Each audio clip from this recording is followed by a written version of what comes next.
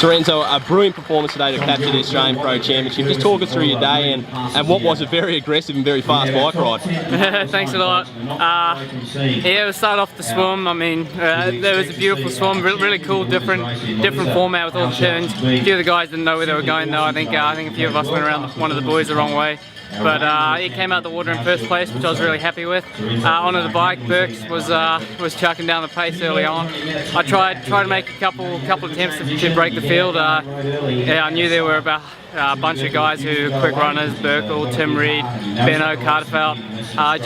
Just wanted to keep the pressure on as much as I could on the bike, so hopefully take a little bit of zap out of everyone's legs when it came to the run.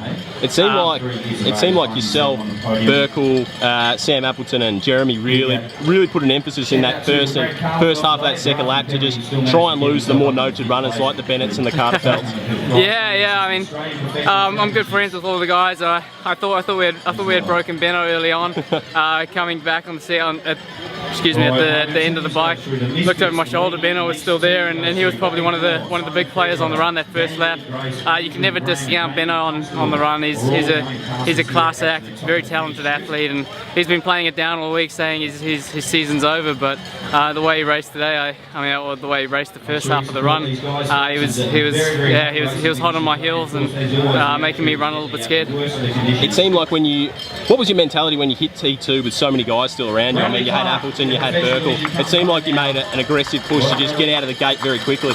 Yeah, I mean, for me, I just went into the race. I had my objectives, what I wanted to do, and I just went out and tried to achieve that. I wanted the pace to be on from the start of the run and just see what happened, and thankfully I got a little bit of a buffer out of the gates and managed to hold on to that.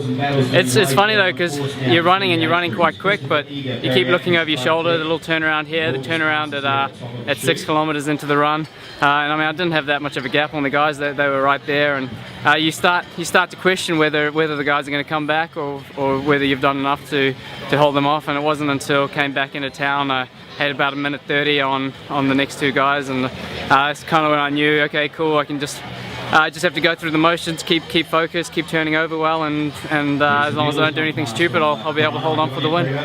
Second at Worlds, 470.3 titles to your name this season already. A pretty good year all in all. Yeah, it's been great. I mean, the injury was tough, but I think I'm managing to take the lessons I learned from that down or from that bad period in my life and use them to be productive. Every race I seem to step onto the start line with a little bit more confidence, a little bit more preparation under my belt, and yeah, today was no exception. I felt really strong mentally and physically, and just managed to have a good race and hang on for the win, which I'm stoked about. I mean, this is Australian Pro Championships. It's P1500, so really top tier, one of the top tier races.